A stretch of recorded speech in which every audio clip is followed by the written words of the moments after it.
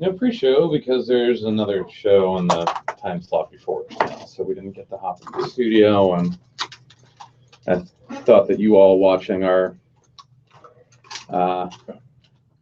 us listening to Channing Tatum and I'm just a bachelor.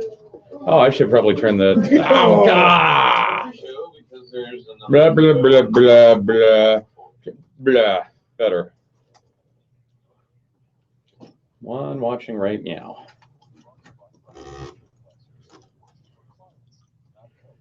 I'm gonna get really sweaty by the end of this show. All right. Yes, you are.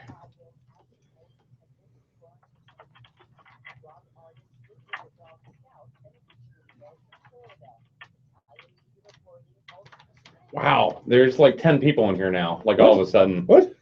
Who are these people that were just waiting? Why the hell would you want to listen to... oh, we're giving something expensive away. Yeah, that's what it is. Right.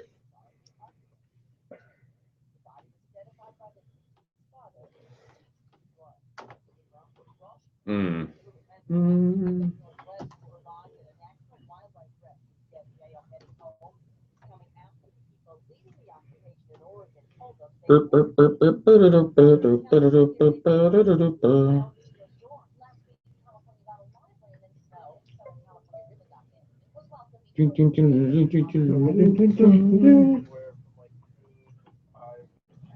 Live right now.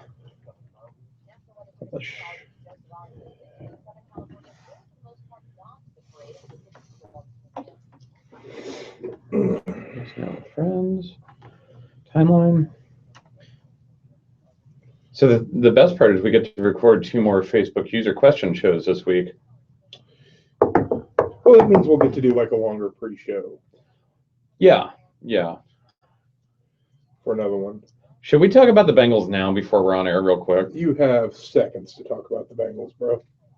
I don't want to talk about the Bengals. Then let's not talk about the Bengals. I told my mom I think I'm done finally, and she's like, no, you're not. And I'm like, no, I'm not. Oh. Probably not have gum. Hey, we're getting ready to start right now. Right now. Maybe. Level of 12. Wind chill of nothing. There's no temperature. There's... the hell's a snow shower?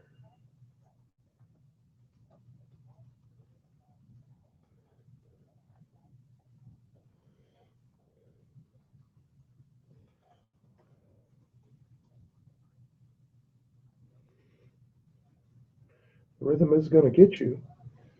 Rhythm is gonna get you. Rhythm is gonna get you. Rhythm is gonna get you tonight. No, you didn't do the oh. Oh, I haven't heard that song in a very long time. You so. fucking suck.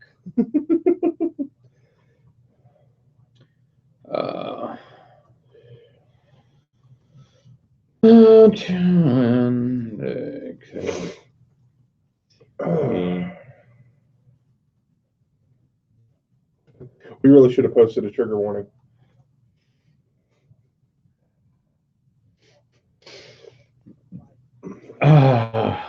Funny.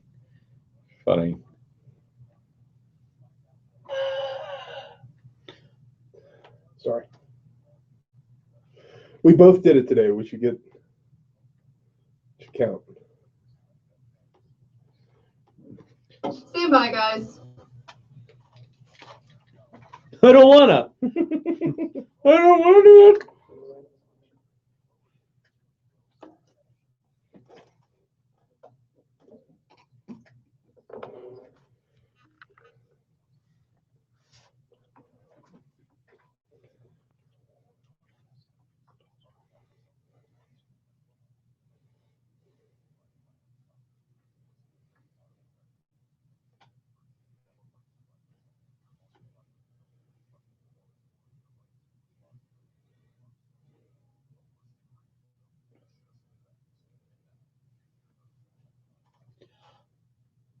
Welcome to Ballistic Radio. I'm your host, John Johnson. Remember, you can always listen to past shows at ballisticradio.com. Get the latest behind-the-scenes info, arguments, silliness, videos, other things like chances to win free stuff at facebook.com/ballisticradio. Co-hosting with me, Jack! Woo! So that was the mood I would have been in had the Bengals won last night, but the Bengals didn't win last night, so now I'm in this mood. We pre-recorded that intro, assuming that no, I'm kidding. Anyway, yes, so I get it out of the way. A lot of you know I'm a Bengals fan. I'd like to say I'm no longer a Bengals fan because honestly, how long can this go on? And I just keep taking it, but I'm coming back next year because that's what I do. That was really, really heartbreaking though to see people's worst natures come out at the end of a game. And my little heart was crushed, and all the Who's cried. All the Who's in Whoville. You did not get any rare roast beef. No. Not at all. Anyway, hey, quick reminder, this segment brought to you by Wilson Combat. Wilson Combat, makers of the finest custom 1911s, ARs, and scatterguns since 1977. Legacy of quality, innovation, and service. Learn more about their firearms and accessories at www.wilsoncombat.com. So, tonight it is the, well, as oftentimes rolls around every fourth episode or so, the Facebook user question show. But tonight we're giving away something that's a little bit cooler than the patches that we give away or other things that we give away. Not that those aren't cool. Actually giving away an SSVI Tyr Glock trigger, which is my very, very favorite aftermarket trigger available for the Glock family of firearms. It's about $150, $125 value. So it's like a legit prize. And to get in on that, all you had to do was submit questions on our Facebook page. We're going to answer them right now. Our favorite one will win something. Completely at random, not completely at random at all. If we like your question, you might win. If we don't, well, anyway, Jack. Alrighty, our first question, and we actually had a few people ask this, but I like how he worded it better. Calvin Smith, would modifying a trigger on a CCW work against you in a court case in a self-defense situation? Maybe. So if it were a completely justified shooting that was relatively clear-cut and did not involve any questions of things being accidental, yeah, I don't see as to where it'd have any problems. You need to be able to articulate why you are modifying your pistol, and because some dude with a beard and tattoos told you to is not an articulation. You know, if you say something like, well, I wanted to be able to fire my gun more accurately under stress so that I placed, you know, bystanders' lives at less risk so I could be more precise or something like that, that's a pretty good articulation. The issue becomes if you modify your trigger and get something dangerous, whether it's something that disables drop safeties or, you know, a 1.5 pound Glock trigger or whatever, then yeah, that can be a problem.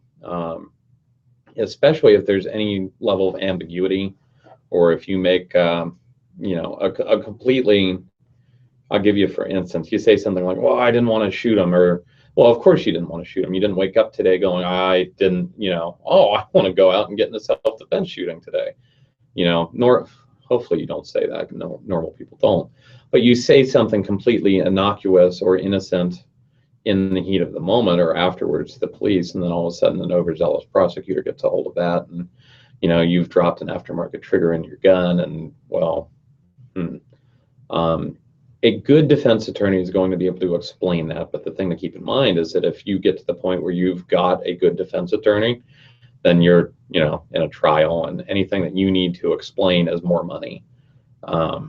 Just something to consider. But you know, in general, does modifying your carry gun have negative legal ramifications for you? No, assuming that it is not something that goes completely against industry norms and is something that you can articulate, if that makes sense.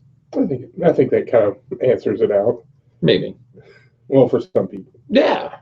Anyway, another question. Okay. Coming from Eric Fine. Thoughts on Glock replacement sights? Yes, you should.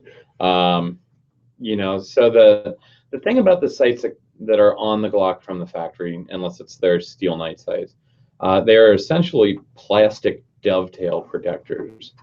I have seen them break for like no reason, very, very easily. Honestly, too, the design itself is not one that I prefer. They've got that U at the back, that white outline U. What I find is most people, their eye is drawn to the rear sight, which is not what we want. We want the eye to be drawn naturally to the front sight. So high visibility front, low, visibility to blacked out entirely rear sight, because it sort of just channels our vision through the rear sight to the front sight, and then we go from there. For night sights, I am a big fan of the Trijicon HD, though I will say, and I don't know when this happened or when I made the breakthrough that I'm to this point right now. I've been getting a lot out of a fiber optic front. I prefer the Dawsons because of how they're made. They also are the thinnest ones that I can find. Been running a fiber optic front, just a plain black rear, and I seem to be getting quite a bit more precision at longer ranges. Not that I couldn't hit things at longer ranges before, it's just more precise shots at longer range, a little bit quicker, and certainly more precision up close. So that's just sort of a natural progression to what I've been doing or had preferred in the past. But yeah, you want to change something around. Just avoid rear sights that overpower the front sight, and this is across the board. I personally like a little bit taller. There's two schools of thought here, and I completely agree that the other school of thought is probably right. You either have sights that sit lower to the slide or sights that sit a little higher off the slide, and I prefer the ones that are a little taller. But I'm kind of weird about several things like that. Anyway, we're answering your questions tonight. We got to go to break. Right now you're listening to Ballistic Radio. That was two good ones. What? Figured that was two good ones. Yeah. Yeah, that stuff you don't want, Eric. Punisher grips, wait for the flash, shit like that. That's a bad idea.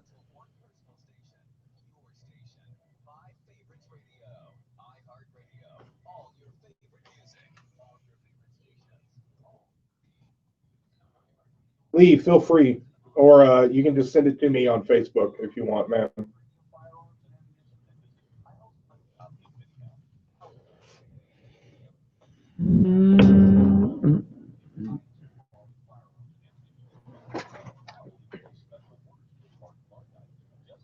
Sucks because I don't get to play in the chat room like I always do when we have a guest. Oh, yeah, no, you actually have to work. Wow, 21 people watching now. I'm telling you, it's because we're giving away something expensive. We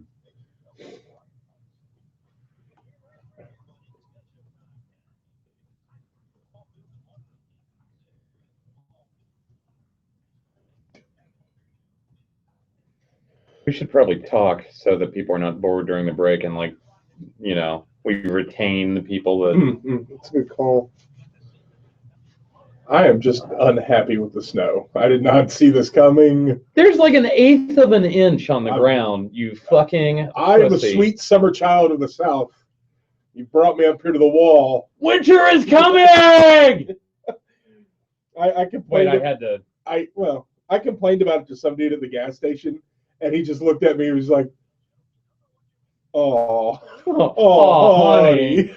Yeah. It'll be okay, sweetie. It's okay. The first time it actually dicks on us, you're just gonna get a call with me crying on the other end. What is this? John, I can't get out. Say bye. No. She's so like. Remind me to.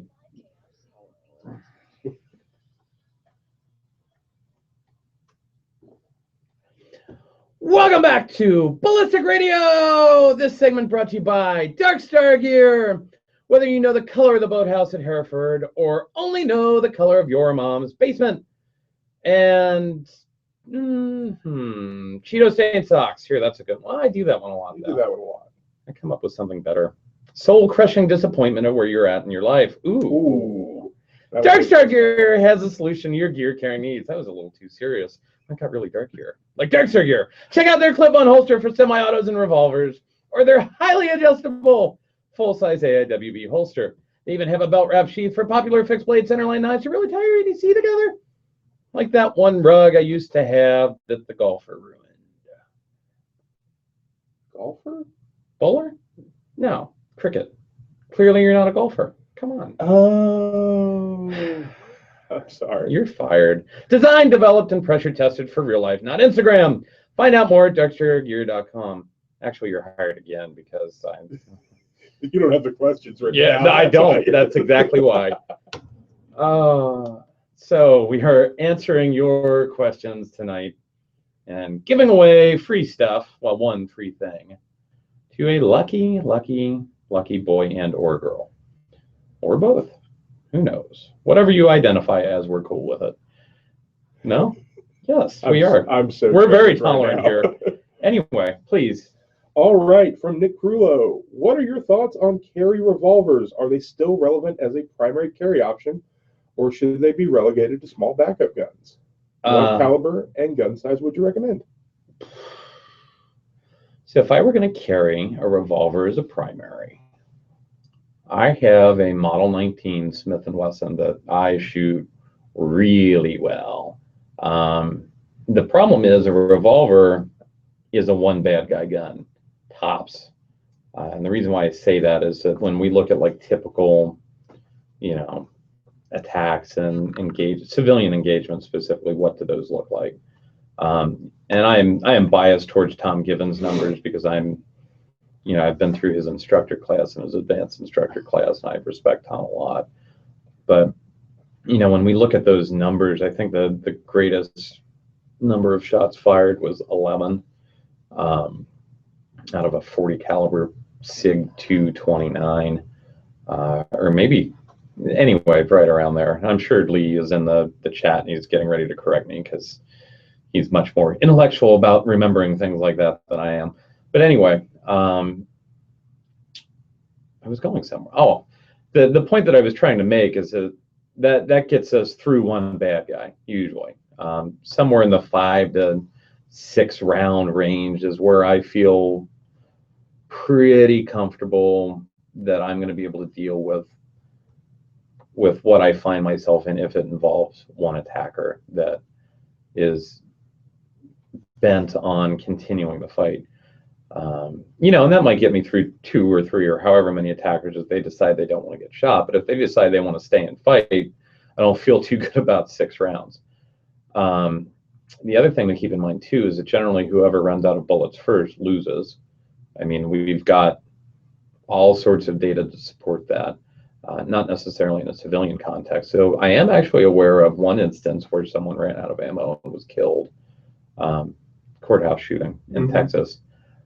But, so if you're going to carry a revolver, I think having a reload's a good idea, too. Or 2, yeah, or 2 fingers, since that's what Jack just pointed at me if you were watching the video chat. But, so yeah, I think that's fine. I think people get caught up on, gear and having, stuff because cool guys have stuff. But honestly, if what you shoot the best is a revolver, then carry a revolver. I'd be fine with that Model 19 if that's what I had. I'm a big fan of the Gold Dot 38 plus P 135 grain. Magnum cartridges are not, the juice is not worth the squeeze. 357 Magnum does not do anything that a good 9mm 38, other than unless we're, let me back up, unless we're talking about creature defense, like out in the woods. And I can't shoot a 40, well, I can shoot a 41 pretty fast, but that's hard ammo to find. But a 44 Magnum or something like that, when you actually see advantages, I can't shoot that well enough to go to that, and it doesn't fit. It's not useful in enough circumstances. It's useful in a very narrow set of circumstances. I want to be prepared for the broadest range of scenarios possible, which is why I do 9mm, high capacity service pistols of some sort. Lee heard that he's supposed to correct me, but he missed from what he was supposed to correct me because he wasn't paying attention. So, hey, I guess I answered that question then. Lee doesn't know I was wrong, so that's all that matters. Anyway, moving on. All right, from Amber Wren. If you had to recommend one type of training for guns or general defense of any sort, what would it be?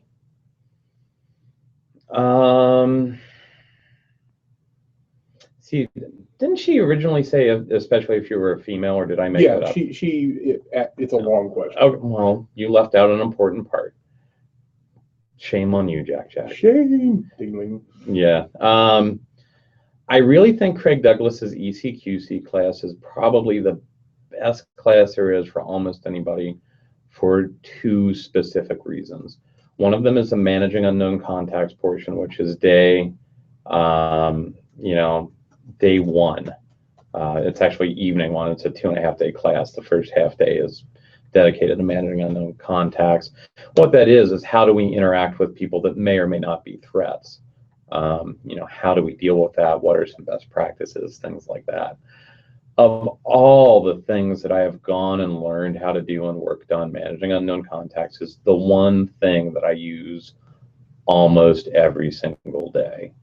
And that's not to say that I don't like going, and taking an advanced pistol handling class or working problems through in the shoot house or something like that. But thankfully, my application of those skills has been rather limited in a civilian context. But the managing unknown contacts portion is literally what we do to not have to do the other stuff. And the other thing is that ECQC is geared specifically towards the 0 to 5 foot problem. So what happens if we fail the interview process when an attacker is deciding whether or not we're a go or a no-go? And what happens if we make a mistake and get ourselves in that situation? A lot of the things that seem like really good ideas, once we have perfect situational awareness and can see the attack coming and it's zero ambiguity and, oh, this guy's a shoot problem, let's shoot him. It's not what a lot of those look like. And the other thing too is that the likelihood that if I have a problem, it's probably because I messed up. And if I messed up, I probably let them get too close and maybe I should work on that problem. Here's why I think it's especially important for females. When you look at the assaults that they are most often subjected to, they are close range assaults. They can be sex crimes a lot of times, or whatever. For whatever reason, I see a lot of these start closer than they do at other times. And not to say that they don't start close for other people too, but I think that it's an important skill to have worked, especially if you are likely to be facing a size disadvantage and a general strength disadvantage, which when you compare genders is just, sort of the facts of the matter. So I think it's a really important class for everybody. It seems to have extra. No, it's, it's just important for everybody. Go take that class. We all have to deal with a lot of the same problems, which is we messed up, we're getting attacked, how do we fix that? And, if you're a boy or a girl or whatever, once again, whatever you identify with, we're cool. Those are really important skills to have. The other stuff I'm not going to say figure out as we go through it, because that's a terrible plan, but the chances of success are a little bit better figuring out easier problems than they are in the worst problems. And the entangled gunfight is probably the worst problem, or one of the worst problems. So anyway, we got a couple minutes. Another question. Everyday carry light on the pistol or handheld? Is that a binary question where we must only choose one? I see it as per Cano Listos. If I have to pick between a handheld or a weapon-mounted light, I would rather have the handheld light, and let me tell you why. Most of the people that I see using weapon-mounted lights are not using them what I consider to be appropriately, They are also misunderstanding what I consider their primary function to be. And their primary function is not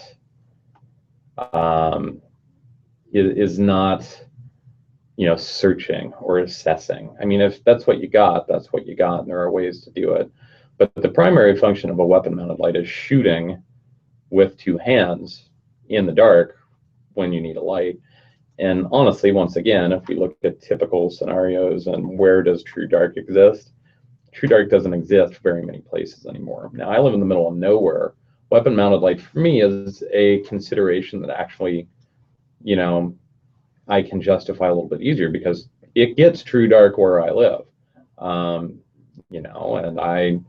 there's critter control issues that I have had in the past. There's all sorts of reasons, but the weapon-mounted light for me is not necessarily a two-legged predator sort of thing. The handheld light is useful in all sorts of situations. It can diffuse a lot of situations. If you light somebody up, they know that they're there. They're not expecting that most of the times. It's much easier to search with those without pointing a gun at something that maybe we don't want to point a gun at. It's really hard to accidentally shoot someone with your handheld light if you get confused on the switchology or have a sympathetic grasp response or just any sort of issues that can come with that. That having been said, I mean, I carry a weapon-mounted light on my pistol. I think there's benefit to them. I don't think they are a necessary item. And honestly, I think that the insistence that people have them is not really contextually sound for a lot of people. I mean, I could be off base on that, but we'll say this. If we're going to have a home defense gun, I really like having a light on the home defense gun because people, whether or not they think to grab a light off the nightstand, well, if it's attached to the gun, they have it. Now, once again, they need to use it properly and all that. But anyway, we've got to go to break. When we get back, more of your questions. Right now, you're listening to Ballistic Radio. Everybody and their cousin. Are the birds out there bad? They weren't super bad. I mean, Jack's kind of a pussy, so they were bad to him, but he's from Atlanta. That explains it all. It does, doesn't it? I'm sorry, I don't like Atlanta. What did Atlanta ever do to you? Last time I went through there from driving from Florida, I was stuck on that highway for like 3 hours because people kept getting into wrecks. Shiny and chrome. I don't know what to tell you. 75, 85's a gladiator I school. can't hear you. Oh, I don't. See, he 75, 85 sucks. Shiny and chrome. That's not the right button to press, Jack. That's the on the air button. See, a talkback button is this.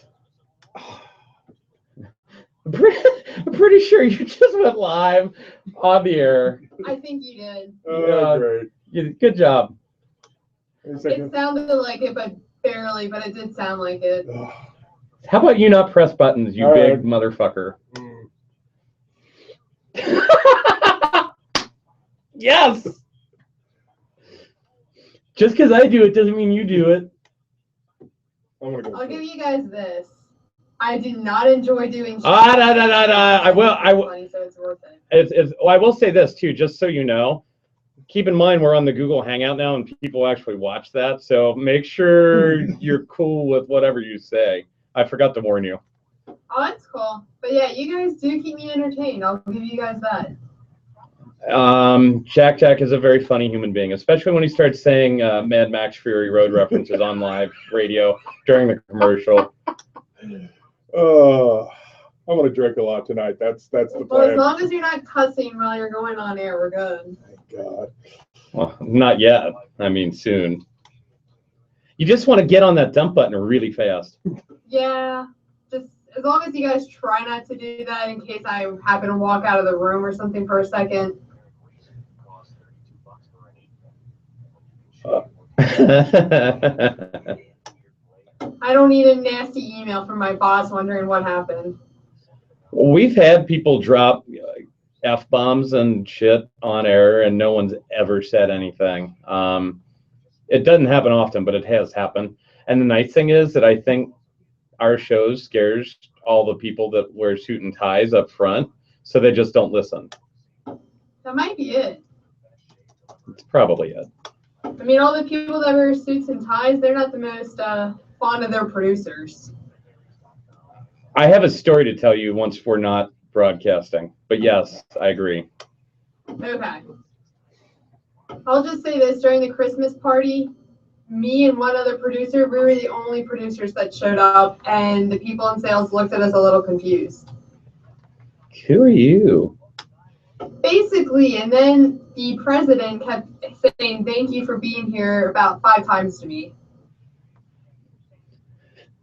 And he's like, who are you? I think you work here, maybe, but who are you? Yeah, and the producer and I, we just showed up wearing jeans and a t-shirt. Everyone else is dressed nice. I'll tell you another story about that, actually.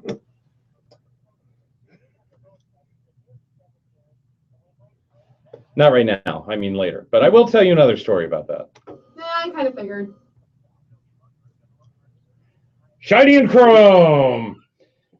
So I don't know what the ad was, but whatever it was, and all of a sudden, Stand by.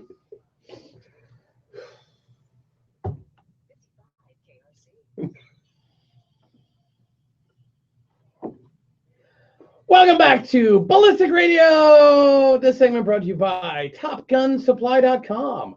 TopGunSupply.com is your web source for fine firearms parts and accessories. True product specialists committed to delivering the highest level of customer support to you. They carry top name brands including Ed Brown, Wilson Combat, Les Bear, Sig Sauer, and many more, as well as premium air pattern rifles. Whether you are looking to protect yourself or a first-time gun buyer or a competitive shooter, TopGunSupply.com can satisfy your firearms needs. TopGunSupply.com, your premier source for SIG parts and accessories.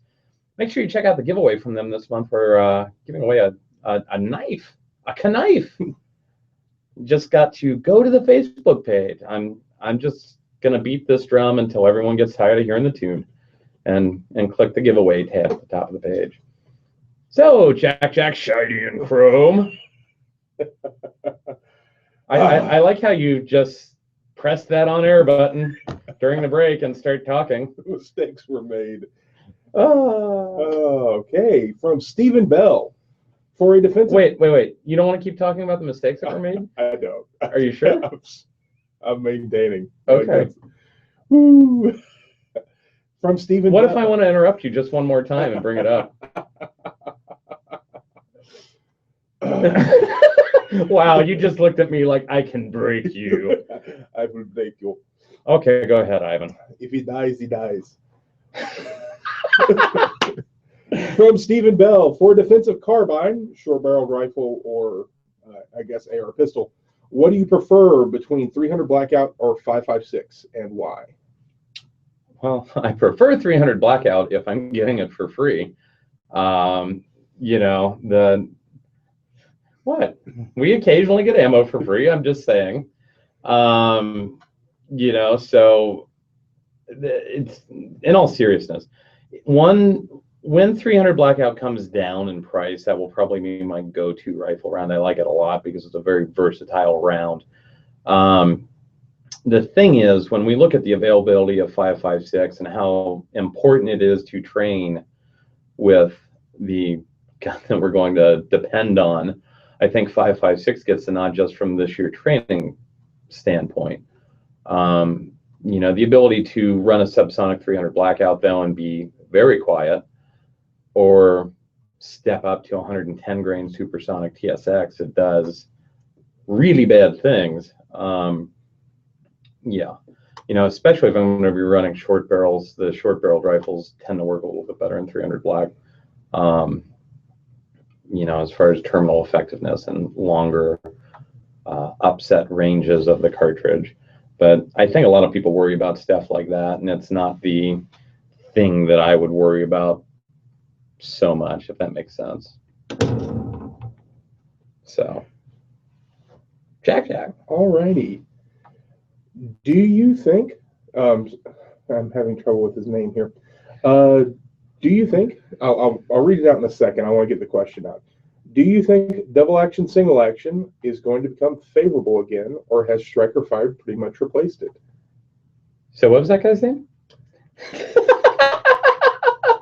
Come on, sound it out. Use your words. I had it and I lost it in my list. That's why. Oh, man.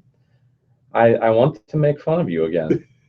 So double action, single action, I think that, so if we're looking at the expenditure of resources necessary to get good with either system, I'm not going to say that it's as easy to get good with a double action, single action as it is to get good with a striker fired gun.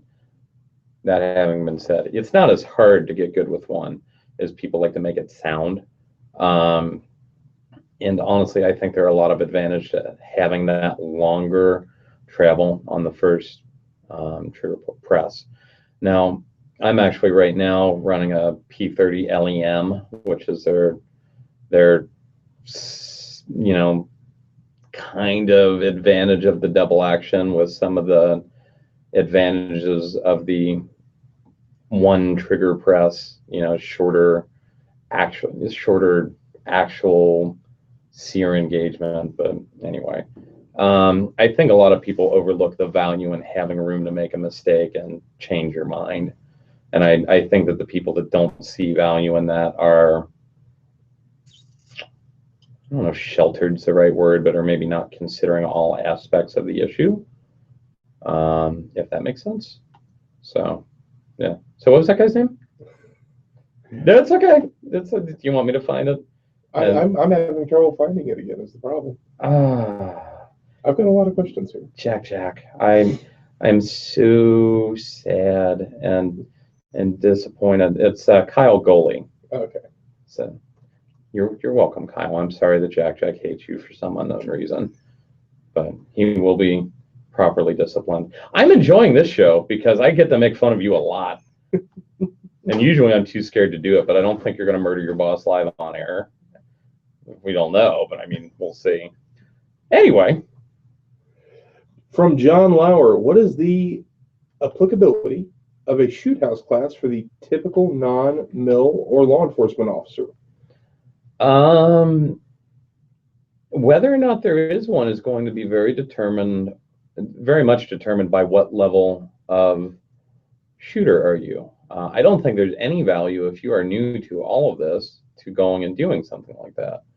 The reason why this comes up is that someone recently posted a photo from a instructor's shoot house class where you've got two stacks of dudes going through a door, and each dude that's going through the door is getting muzzled in the face by a guy with a Chris SMG and all that. Well, civilian legal. Anyway, the reason why I bring it up, and I'm not going to name any names, but I wouldn't take a shoot house class from the people that were running that if you paid me to, probably. And that's not to say they're not nice guys. It's just I look at something like that and I'm like, wow, that's bad on multiple levels. And the problem becomes when people that have no foundation to speak of go and do stuff like that and think they're learning something and they're not. Or if they are learning anything, they're not learning anything good. Now, once you're a advanced shooter or at least intermediate shooter, can you go and push yourself and learn about how you react under pressure that you are not likely to face on your own or even at a normal training class? Yeah, that's got a lot of value. Seeing how you process information under stress is of, very, very great importance. That was a weird way to say what I just said, but you get the idea. But, I give you, for instance, I really try and make it a habit to go to the Pat Rogers shoot house class every year, once a year. Am I going to be running partner tactics with carbines and plate carriers in my day-to-day life? I mean, maybe now that Jack's working for me, but usually probably not. But I get something out of it, and one of the things that I get out of it is putting myself in a situation that's extremely uncomfortable for me, that's got me thinking about a lot of things, and is forcing the shooting skills to be at the unconscious level while I process information and process the room, deal with threats and all that. So am I getting like something of value if I need to clear my house? Well, no, I probably wouldn't clear my house. And if I do clear my house, I'm probably not going to be doing it as part of a team with plates. But, you know, there are little things that I can pick up that will help in all sorts of different situations. So yeah, there is value for civilians, even if that's not their job at all. It's just whether or not that value or what that value is going to be determined by the student and where they're at, if that makes sense, and the information that they glean from it. Anyway, next question. All righty. From Tyler Higgins, do you pursue any training outside of firearms and other self-defense tools? I choose to take that. Do I have any hobbies? That's how I choose to take that question. Do I have any hobbies? Well, if I worked a little less hard, I probably would, but right now I don't. I was a bass player for many years, which a lot of people don't really know. I used to be okay at it, but I'm not anymore. I would like to, and here, this is a hobby that would be more in line with what I do. I just don't have the time to do it right now. I'd like to go roll jits if I had time. That's one of the weaker aspects to my overall self-defense game. You know, I'd like to take up knitting, maybe. Weaving, basket weaving. That's what I will learn how to do. So yeah, medical training would actually be something else. I have thought about going in and getting an EMT certification. I just, once again, finding the time. You know, because the free time that I do have, which there's very little of, but I don't like to do my job in my free time, which I know is shocking. But so anyway, we got about 30 seconds before the break. So if you have a question, you can ask it, and then I'll think about it during the break. What is your opinion on having insurance for self-defense litigation expenses? So Jeff Gonzalez and I were talking about this not too long ago, and yeah, I'll share my thoughts on that in probably about 7 seconds once I say the whole, you know, what you're listening to and all that. But I gotta kill. Oh wait, here we are. You're listening to Ballistic Radio.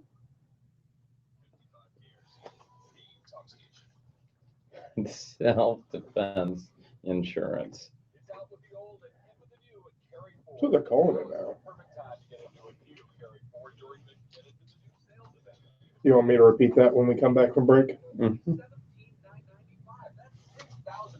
Because I didn't get a chance to say his name. So the reason why Jack made like this terrible face when I was talking about 300. Oh, about 300. Yeah. Okay. Okay, you guys have to be out by 58:43. So if you want to start the Metallica song at 57 or so. Yeah, I was going to start at 57:34. That works.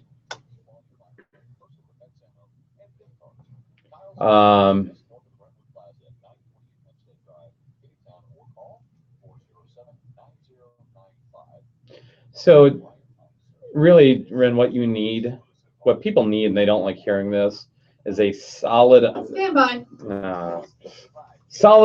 of the fundamentals.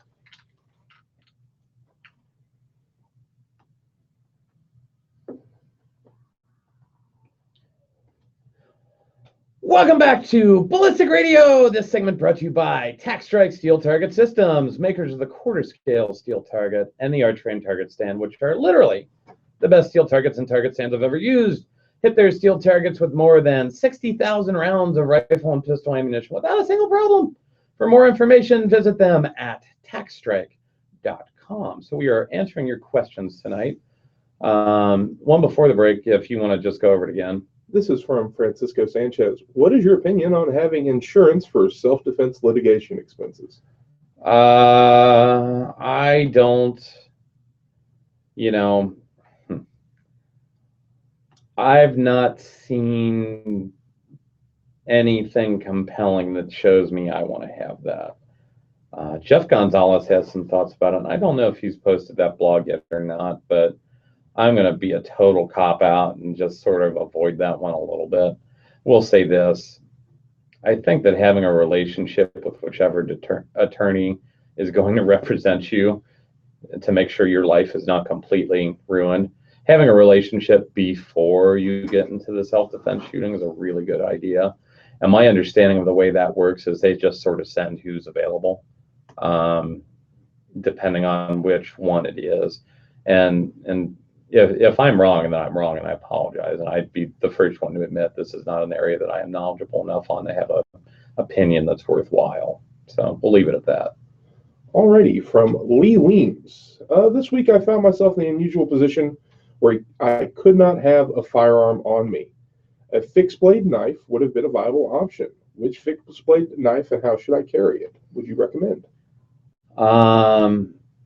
Just trying to imagine the situation where he could have a knife but can't have a gun. I was a little blown away also. He's a chief deputy of a sheriff's department, so I'm like,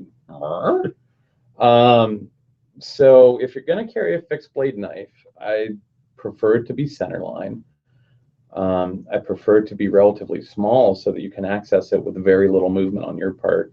Because if someone's wrestling, if you're in an entangled situation, the longer the length of the blade, the more movement it requires before you've got that blade out of the sheath, the easier it is for someone to interrupt that. I'm a big fan of the clinch pick idea, and there's several different people doing versions of that. I am a huge fan of the special circumstance blades, which are a titanium and carbon fiber laminate, but they're expensive. They're made by hand. They're great, great knives. But if you don't have the money for something like that, you can get a China pick is what they're called. They're the version of the clinch pick that's made in China. They're relatively cheap. I want to say 75 or 80 bucks. From Triple Aught Design is who's got them most of the time. And you can have something like that and get a trainer for it too if you're wanting to work with it and not cut yourself with a live blade. That would be my suggestion. But you want to be able to get to it with either hand. Center line works pretty well for me.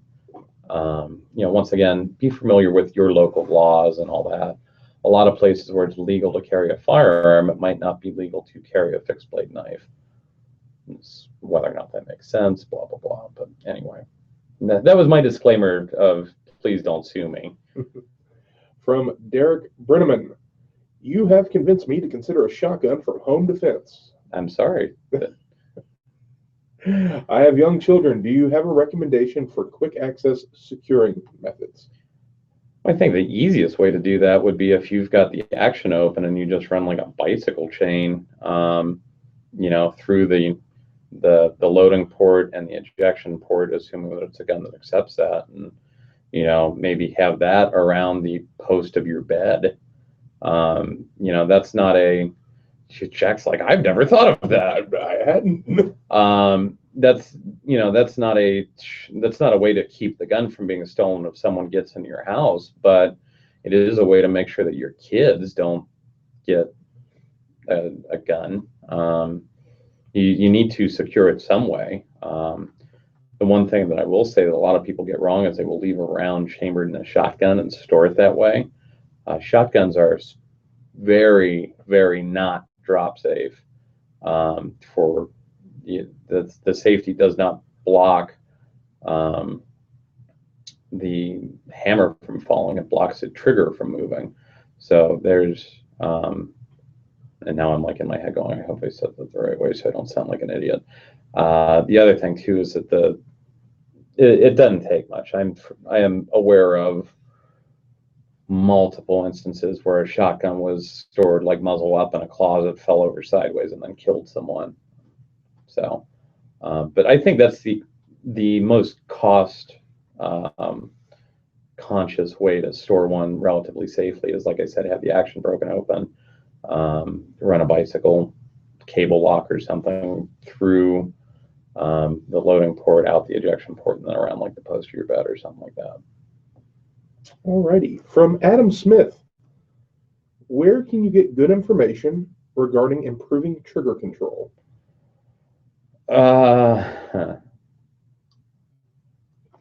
That's one of those things where working with someone that kind of knows what they're doing, that can watch what you're doing and offer pointers is semi-important. You can watch videos. There's YouTube videos from some of the better known guys. I should have researched this one beforehand, and I could tell you exactly who's got really good ones. Essentially, the thing that there's a couple tips. If someone's telling you a specific part of your finger needs to be on a specific part of the trigger, I disagree with them. They don't know what they're talking about. And the reason why I say that, excuse me, it's not that they don't know what they're talking about. They're misinformed. The reason why I say that is all our hands are different sizes. So the amount of finger that I need to sink into the trigger guard to get an even press to the rear is different than the amount of finger that someone like Melody Lauer with, you know, little carny midget hands needs to get a smooth press to the rear versus someone like Jack, you know, who's got big meat hooks. The other thing too is the firearm determines that a lot as well. You know, if I'm shooting a J frame where the trigger reach is significantly different than on, you know, an HK USP 45 tactical double action, there's not a hard and fast rule there. Here, Pat McNamara's got good videos about that. I was just thinking, go check out his stuff. He talks about that a little bit. You know, generally what I end up doing is I will try and get onto the distal joint of my trigger finger, which for those that don't know is the joint furthest away from your knuckle. Thank you, Jack. But that's generally where I have the most success with a lot of different types of firearms. But like I said, you know, you see those charts online where they like show finger position versus deviation on the target. I'm like, no, not quite. So anyway. Alrighty, from Nick Heelig, and this should eat up what we got. For budget-minded folks, do you have a recommendation on literature or drills for the range? Obviously, this doesn't replace professional training, but at least it adds something to basic skills. Your estimation of what's going to eat up the rest of the show and my estimation of what's going to eat up the rest of the show are two different things, Jack. I just have to say. I'll make this really easy. Go to pistoltraining.com and click on the drills tab, or go to pistolforum.com, and there's a hyphen in between pistol and forum or pistol and training. And they have entire sections dedicated to stuff like that. And even discussions on what you're working on there. So, uno mas. Alrighty, would you suggest a form of martial arts to complement weapons training? Brazilian Jiu-Jitsu seems to be very effective with how a lot of fights in real life turn out if there's only one or two attackers.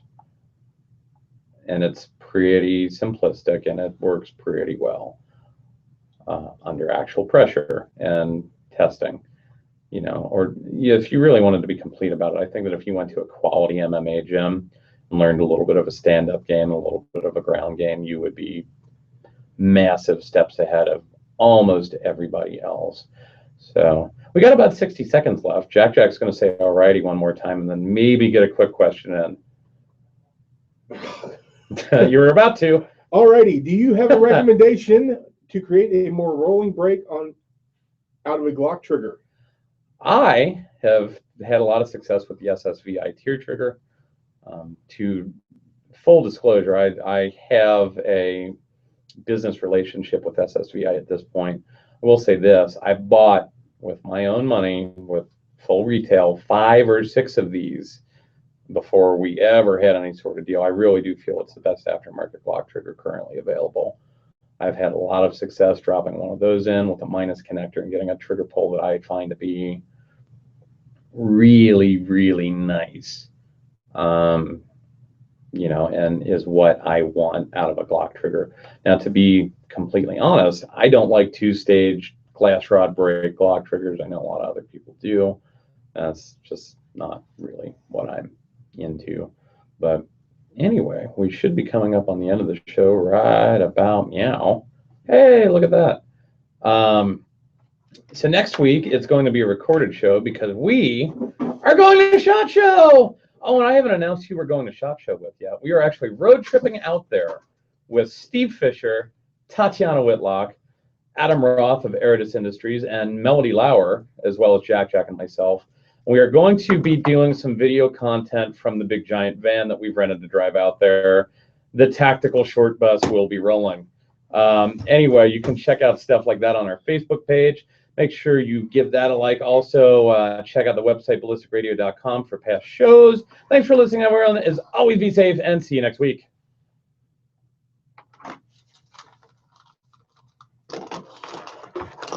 All right, guys. I think we have to get out of the studio. I appreciate you all listening, watching on YouTube, blah, blah, blah. We will announce the winner sometime soon. I'm going to actually check and see if there's someone standing outside. Hold on. I was like, wait, is this still going? Yeah, well, it's still going, but is there another show coming in tonight, or are they playing a recording? There should be another show coming in. Sorry, guys, we have to get out of the studio. Well, I guess we better leave then. All right, be safe, everybody. Let me, wow, I look really fat when I stand up. I'm like, that's not the right thing at all. I'm pressing the wrong button. Stop it. Hopefully he comes in. Yeah, hopefully. All right, bye.